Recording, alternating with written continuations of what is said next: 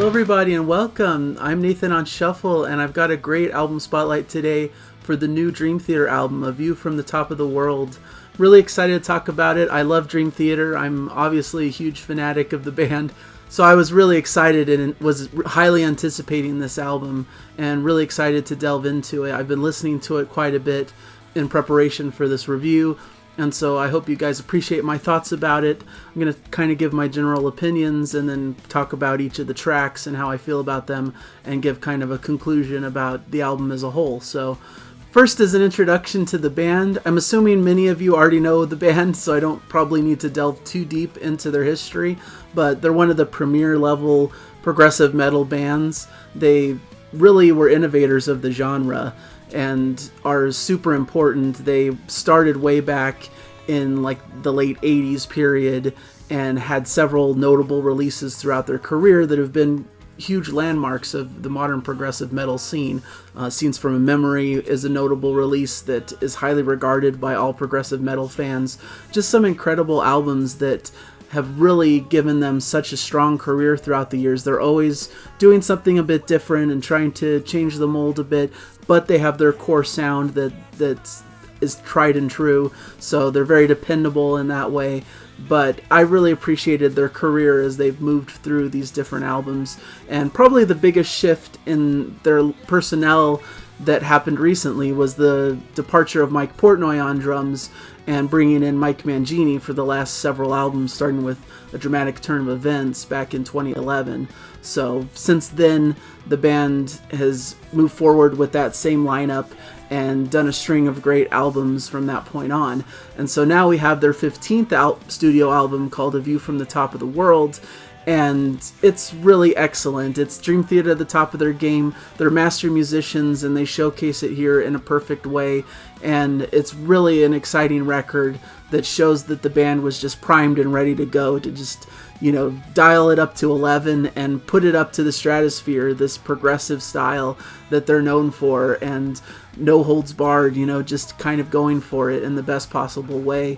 And so what kind of marks a little bit of a change in kind of how this came about, first of all, the album cycle, they have a pretty regular rotation of going on tour and then recording an album and do it every few years. It's kind of become a routine, kind of a schedule that they go by. So because of the pandemic and the fact that they couldn't go out touring and finish their tour like they had planned, the idea was that they would record an album, take this time that everyone's in lockdown and not able to go out, and to kind of bunker together and to craft a new album together at this new Dream Theater headquarters that they have, where they have basically their own studio, their own headquarters where they craft and write and record these albums. This space was utilized for John Petrucci's solo album that came out, Terminal Velocity, and then was utilized for Liquid Tension Experiment's new album that came out earlier this year. So it's been a space that's been utilized for several cool records so far, but this is the first true Dream Theater record that was recorded here. And so it's really a cool experience for the band, and I think it made them kind of come together and be collaborative, and I think it really enhanced the experience of the record. So I think that's an important thing about the recording of this. Another important piece of it is that they came in without many preconceived ideas of what they were going for this time around. They didn't really come in with many written parts and like, oh, we're going to make a concept record, or we're going to do this, we want to do this. They kind of just said, let's get together and just see what comes out, and we're just going to do what we want to do and just embrace our desires to just do what we want to do with music. And I think that is showcased here, that they just went for it, and the music shows that. It goes all sorts of places. It's complex, it's heavy, it's progressive.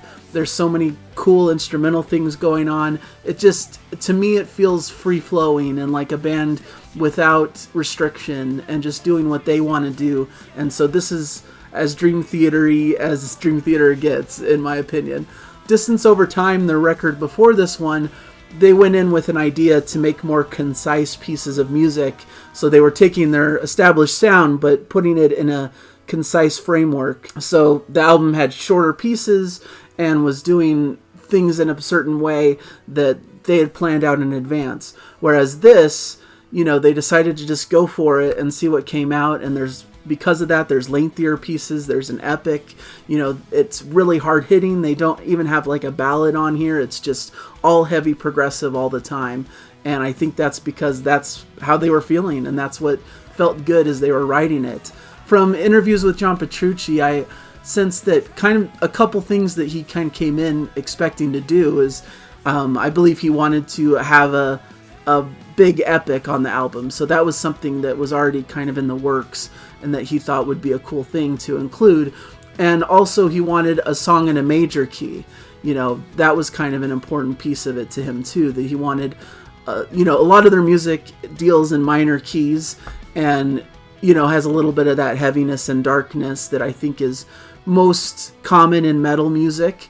But for this album, they do a track called Transcending Time, which takes more of a major key, kind of has a Rush style influence, kind of like, Spirit of Radio style. And I think that was a conscious effort by John Petrucci, at least, to want to make a song in that vein. So those were a couple of the kind of preconceived ideas, but it was very rough that they didn't have like an established plan is kind of the point. And so they felt able to just go with boundless creativity. And I think that really is showcased here on this record. So yeah, as a huge Dream Theater fan, that's what I like to hear in my Dream Theater, is just them going off the rails, going full progressive, doing exploratory things with the music, doing these crazy, intense solos and complex instrumental sections, but keeping it grounded with great melody. And I think this album really captures that spirit, and I'm totally thrilled with it.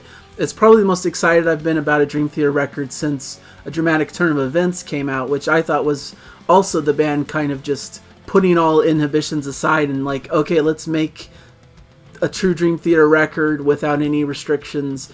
And, I think it was kind of a point they were trying to prove themselves as kind of a new era of the band. And like, we still are incredible, even though we've lost such a key member. Let's do as much as we can, throw everything at the wall and show that we have this great progressive power as this new unit.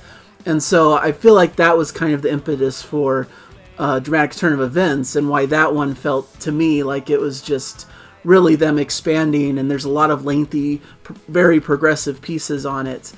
And this is kind of a restatement of the band, maybe, that, this is who we are at this current point in our careers. We're not going to restrict ourselves. We're going to just embrace our style and do what feels good to us. And they have the right to, because they've been in the business so long. They are just at the peak of their abilities, which is crazy to say because they've had such a long career. You'd think at this point they maybe be settling a bit more and be kind of relaxing a bit maybe into their sound, since they've had such a long career. They don't have to really do anything too crazy or innovative now, because they've proven themselves and they have a loyal fan base that's going to follow them no matter what they come out with, really. But I think they did a great thing here, and while it's not super innovative, it's not like they're doing something really reinventing the wheel or anything. This is right in the lane of what Dream Theater does best. But I think they're pushing themselves to kind of explore it to the boundaries of those limits, if that makes sense.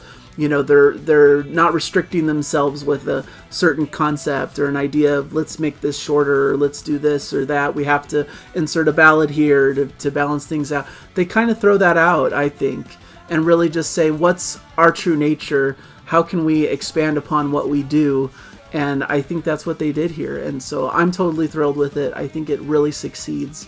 And I'm glad to have my copy of the record, which I wanted to pull out my version here. I got the record pre-ordered. And so I really love the cover. I think the cover is really striking and really kind of showcases the themes of the album. So I really appreciate that. I think it's really well packaged. And what's kind of cool, you can see the gatefold inside with the band members.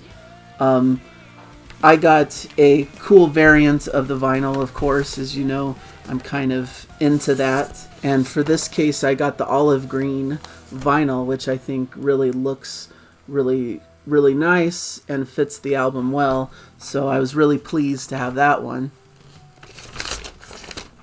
And then, of course, you have the the standard booklet with all of the cool stuff inside, more cool artwork, and of course the lyrics sheet, with all the lyrics. So I don't know, I'm always excited to show that off because I'm such a collector, and part of my channel was wanting to show off my collection and all the vinyl that I'm receiving that I'm really proud of. So that's just something I wanted to show.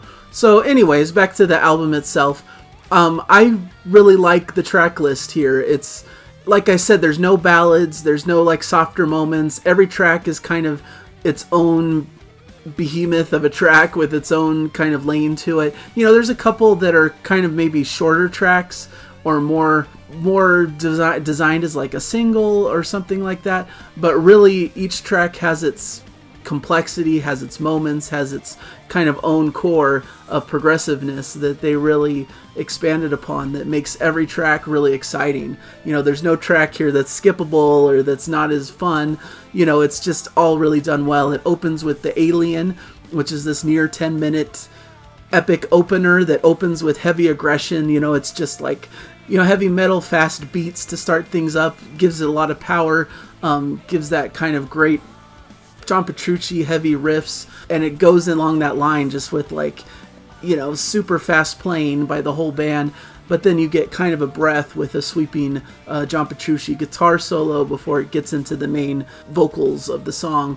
And it's just really well done. It kind of explores this idea of this interplanetary travel, and I think it's kind of an interesting look at that, and the lyrics are really kind of cool to me, and I think it has kind of a spacey, extraterrestrial kind of vibe to it, and I love the soloing. I feel like there's a solo closer to the end that John Petrucci does that's really, really fabulous and really has a great melodic feel to it that I think does well amongst like kind of the heavier onslaught of all the music. It's cool to have kind of a moment that the music kind of breathes a bit and you get kind of this longer melodic guitar solo, and of course it leads to a keyboard solo as well that has a lot of cool sounds and vibes to it. I love Jordan Rudess. He has a lot of great sounds on this record through his keyboards that I think are a highlight as well.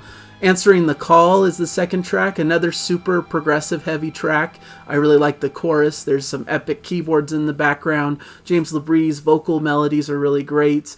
There's a great instrumental section towards the end, kind of that typical call and response between John Petrucci and Jordan Rudess. It's just killer stuff. It's really exciting, and the band's really playing at a heavy level. Invisible Monster is maybe one of the more accessible tracks at the third spot here. It was one they released early as a single. It kind of has more of a mid-tempo feel, especially compared to those first two that are just so heavy and in your face. I think that kind of provides a good breath, and it's not like this is a ballad by any stretch. This is still a rock song that has a lot of oomph to it and a lot of bite and edge to it, but it has more of that mid-tempo flair to it, and it kind of balances the sound a bit. I think it has a little bit of that classic kind of old school Dream Theater vibe into it, and I really like the keyboard sounds. They kind of sound a bit dark and mysterious, kind of matching the subject matter of the song of like facing our inner demons, facing kind of anxiety, which can be an invisible monster that people can't really see. They can't see this monster that really has an effect on you. It's invisible to everybody, but it really is a profound presence to you itself and really impacts how you live your life. So I kind of like that analogy of it as a monster that's really affecting you. And I think the music really explores that. And there's almost like a classical vibe solo section with John's guitar and some classical keyboard behind it, a nice little touch. I like these little moments where the band does something a little different, a little interesting, that's beyond just their normal lane.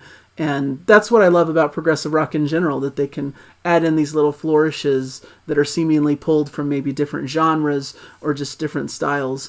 And so I really love that. Then we kick into another pretty lengthy song, a 10-minute mini epic called Sleeping Giant, starting with some atmospheric sounds before some panning guitar riffage comes in, and then the band kicks in with a killer groove and some organ kind of playing in the back. And then there's some, of course, technical Dream Theater wizardry going on that is really fast, entertaining, and fun to listen to. And then, of course, James LaBrie comes in with their typical singing section. and it alternates between that and some of the crazy instrumental stuff going on.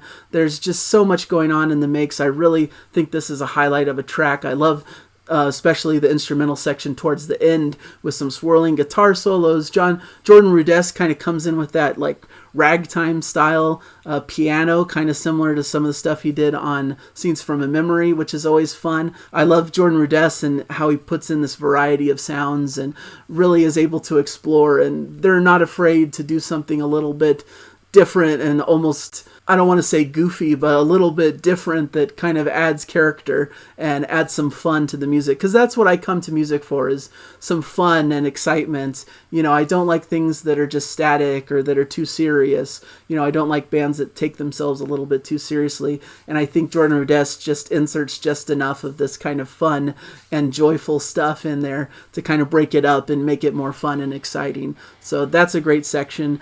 And it really ends on an epic note, and I think it makes for a good closer to like the first half of the album. Really great stuff. Transcending Time, like I've talked about, is kind of that major key Rush-inspired song. Kind of takes the place of what a ballad would do by breaking up all these heavier pieces around it. But, you know, it definitely has a kick to it. It definitely is a rock song. It isn't, it doesn't have that laid back ballad style, of course. But it serves that purpose of being a little bit of a lighthearted moment between these bigger, crunching, epic songs. And I really love the guitar solo section towards the end that kind of ramps things up a bit. I like the ending where the guitar kind of fades away and you get a little bit of a piano play out towards the end. I just think it's really a triumphant song and a great moment for the band. One that really stood out to me upon listening to this. One that I'll return to and really appreciate.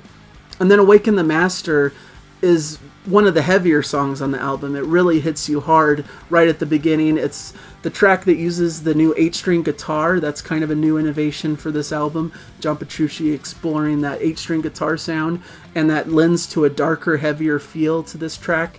Very chuggy riffs and just really a lot of metal baked into this. And of course there's that typical Jordan Rudess keyboard wizardry with stabbing organ in the back. Just wild instrumental stuff like they tend to do. You know, it's all dialed to 11, like I was saying. They're really going for it and really exploring the boundaries of their abilities, I think. I really like the keyboard section that leads into more of a majestic guitar solo. Pulls back that heaviness for just a moment before it gets back into it. There's a really cool instrumental section also in the second half with some really cool, interesting drum patterns, and JP on top soloing before the rhythms kind of come again and are quirky and crazy before it leads into keyboard solo. I mean, it's typical Dream Theater, what they tend to do, but it's just done really well. And I do want to highlight, I probably should have said it at the outset, that Mike Mangini's drums on this is a total delight. You know, I know there's been some criticism of this way his drums have sounded on previous records, that they're a bit robotic and stale and don't have the life and energy that maybe Mike Portnoy used to bring to the band.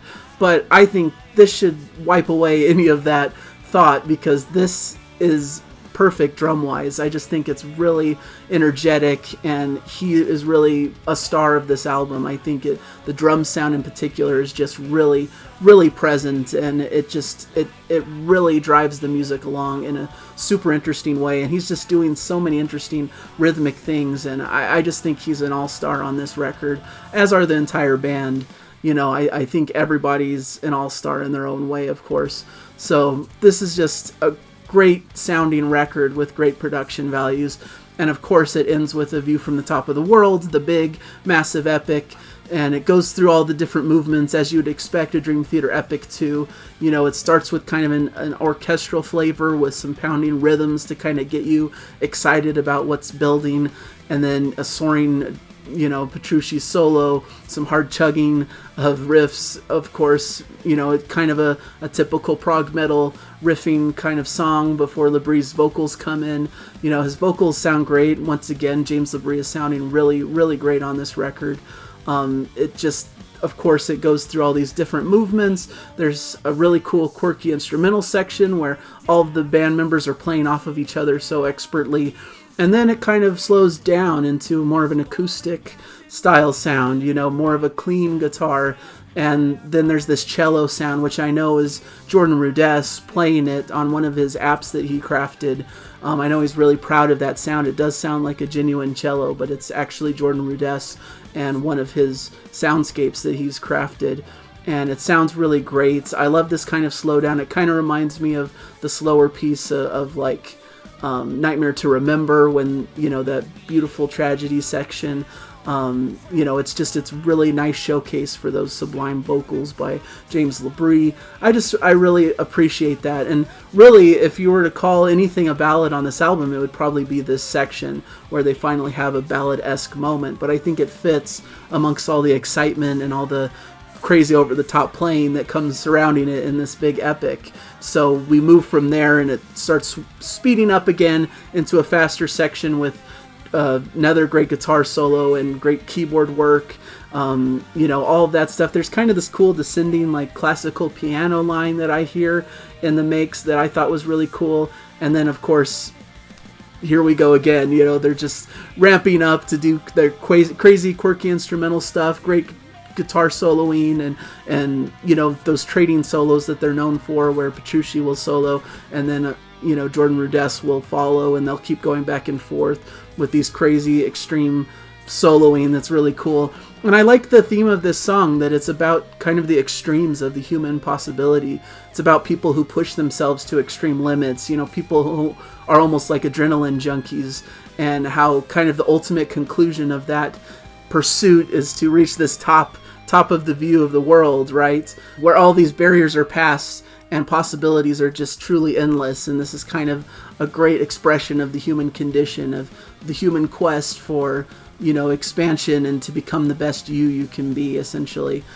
So I really like that this is kind of an album about pushing yourself to your limits and seeing how far you can go with who you are. So there's a lot of different themes and things going throughout the album, talking about kind of the human experience and pushing yourself and the setbacks and experiences you may feel, and how freeing it is to kind of escape those a bit and to be able to embrace your true self. So I don't know, I really think this is just an incredible record. I think the band really is firing on all cylinders. They're at the top of their abilities on their instruments.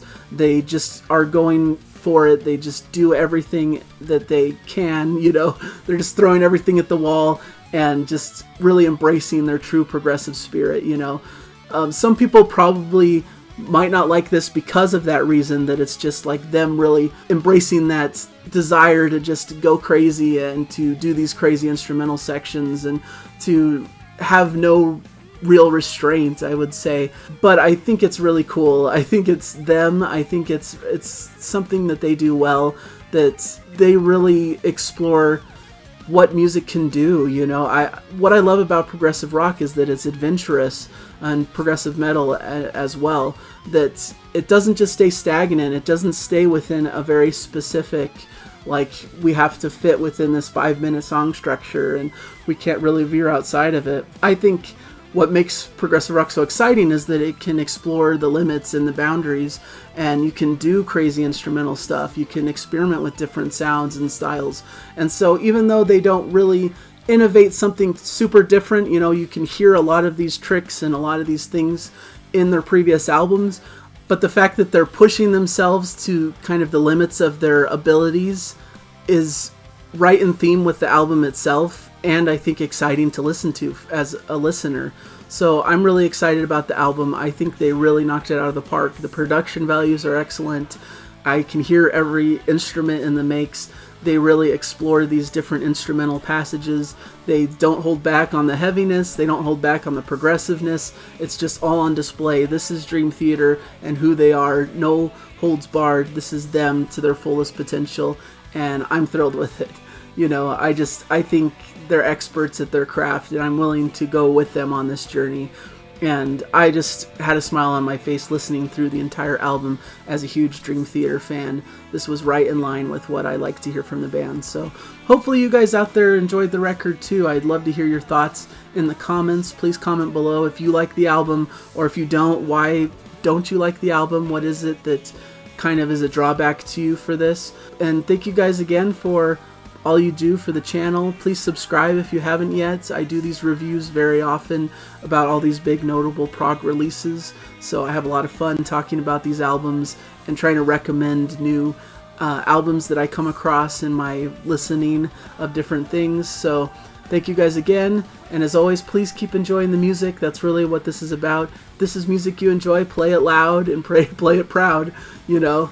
And if it isn't, find what you love and put that on and enjoy it. So thank you guys so much, and hope to catch you in another video. And so, bye for now. Bye.